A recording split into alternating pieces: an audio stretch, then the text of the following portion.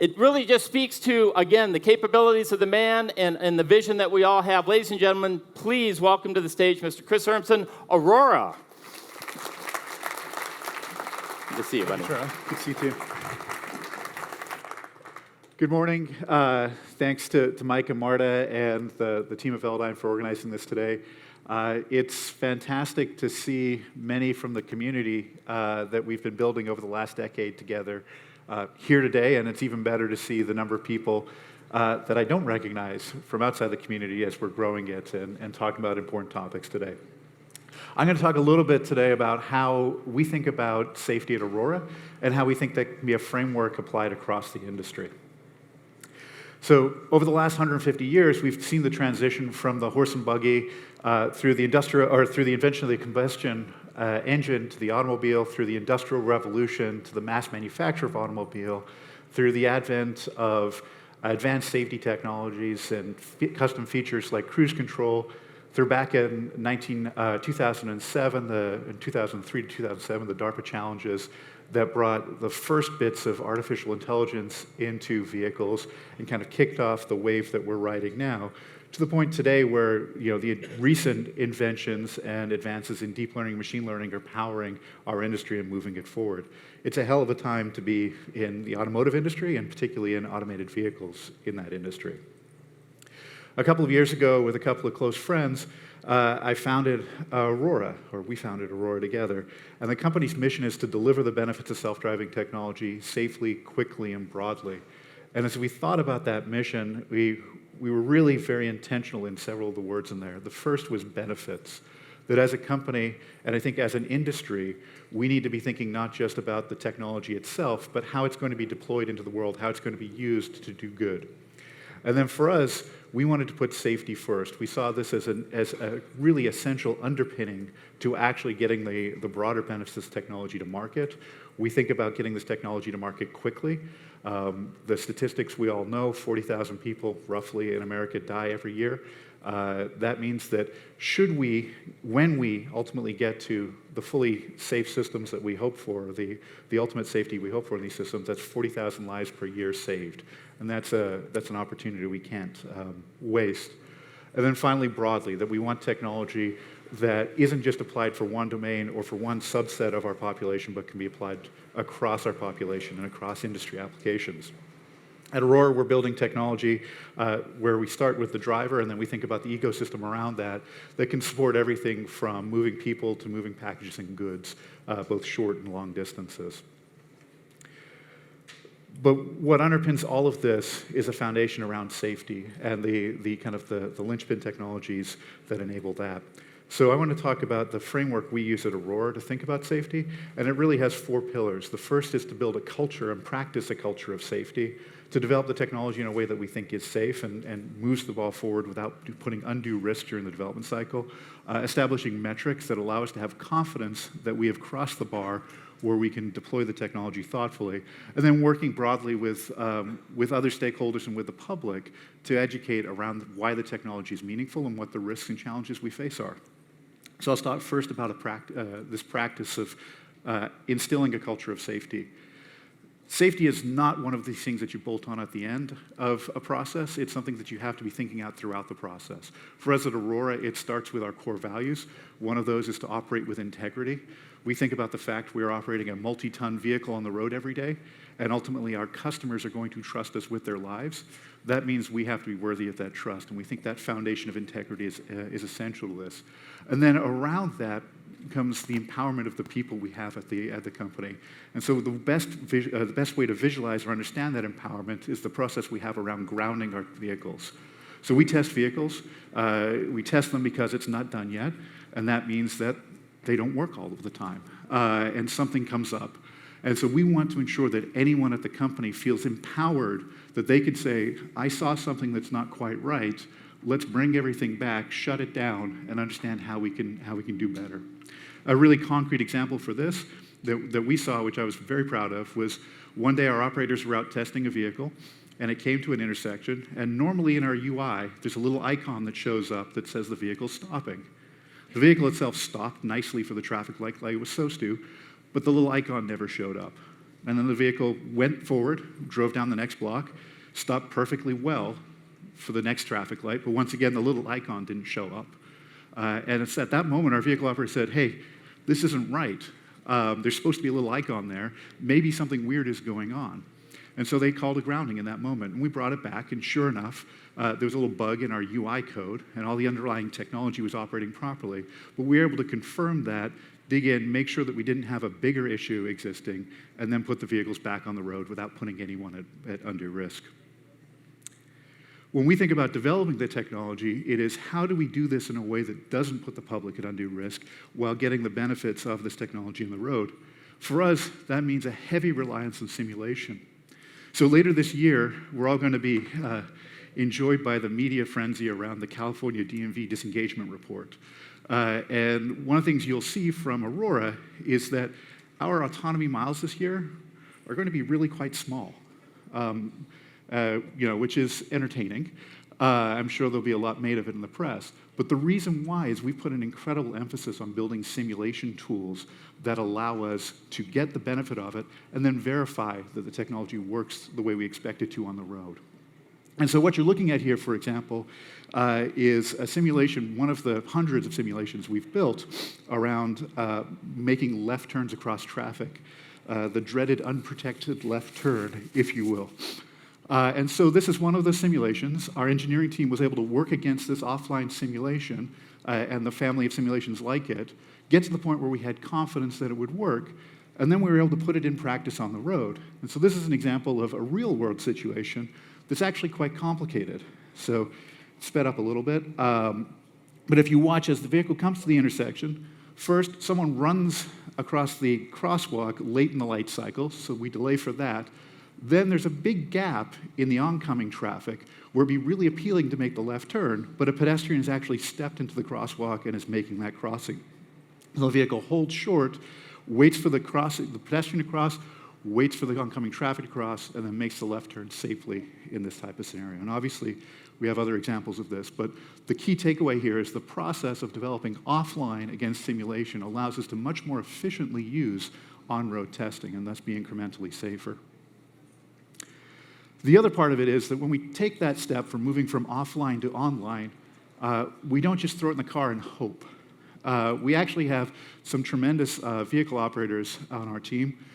We do a couple things that are novel. One is all of our vehicle operators are actually employees of the company instead of being contract employees. We think this is really important because these people are out on the road. Really, if the general public interacts with Aurora at this time, primarily it's going to be through one of our vehicle operators. So they matter to us. We want them to have an ownership stake in the outcome of what we build as a company and feel that responsibility. And so we have them as full-time employees. And of course, once they get to Aurora, we've screened them pretty aggressively, and then we put them through a 6-week, pretty intense training process where we move them first from the right seat where they're observing, ultimately to the left seat where they're piloting the vehicles.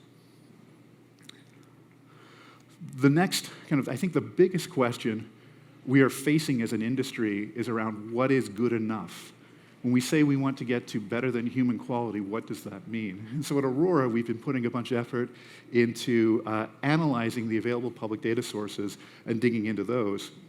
And so, for example, we've looked at data from the Federal Crash Registry, and these are different trend lines you can see, where along the bottom of the graph is the significance of the event, so from property damage through to fatality or severity, and along the vertical axis is the rate at which that occurs. And we can pull out different things, like how often does someone get in a fender bender, at least as reported by this database, or at a fatal injury accident running a red light? How often does it happen in general? And if we take the in general data and extract the egregiously bad drivers out of it, what's the rate of failure then? And we can use this and a variety of different other analyses from this to set a bar for ourselves as to where we are, how we're performing relative to the reasonable risk that people already accept on the road, and then use that as a threshold to be able to defend that it makes sense to deploy the technology at that point, once we cross that point. And then finally, I think one of the biggest and most important aspects of what we can do is communicate with the public about the opportunity and risks around this technology. It's something, frankly, it's why I'm here today. I do enjoy many of you, but the opportunity to help tell the story of this technology to the public and help them understand why we're doing it and what the challenges are. One of the things you read basically on a bi-weekly basis for a while was that people don't trust automated vehicles. I think recently the AAA came out with a study that said 71% of people are afraid to ride in self-driving cars. Now, I look at that and say that's 29% of the American population who's excited about this, so that's not bad. That's a good place to start. But I want to just highlight a little bit through history how some of this has looked in the past. So in 2007, the iPhone came to market, and at the time, the reports around it were that effectively this was going to be a bomb. I think it was TechCrunch, who is always savvy, and basically said this was going to be a bomb, and the keyboard was completely useless. Obviously, this has turned into a fairly significant success. In 1996, Time wrote that the internet was a fad, and that what was it all going to be about anyway? So don't get too excited. Going back a little further to 1896, British Scientific Journal said that the automobile was not really viable because, and I have to refer to the quote here because it was particularly good, because man has not the advantage of the intelligence of the horse in shaping its path, which I thought that was pretty fantastic because I think now we're questioning the advantage of the machine's ability to shape its path relative to man. So this is 100 years ago, and obviously the automobile has had a very significant impact in all our lives. And going back even earlier to the late 1400s, there was a monk that basically said that the printing press was useless because it could not produce quality documents of the same way, the same quality of the codices that were hand transcribed at the time. And clearly, that was wrong. And so, when we look at this transformational opportunity in front of us, we have to recognize that it is reasonable that people are skeptical and that we have to be thinking about how do we communicate to them both the opportunities but also the risks of the technology. For me, it really comes down to the people involved, and that I can understand the mathematical part of me can understand the numbers and the impact that we can have in terms of saving lives in America, saving lives around the world, the incredible economic drag that automobile accidents have on the U.S. economy. But at the end of the day, it's really about the people and the opportunity to make their lives better.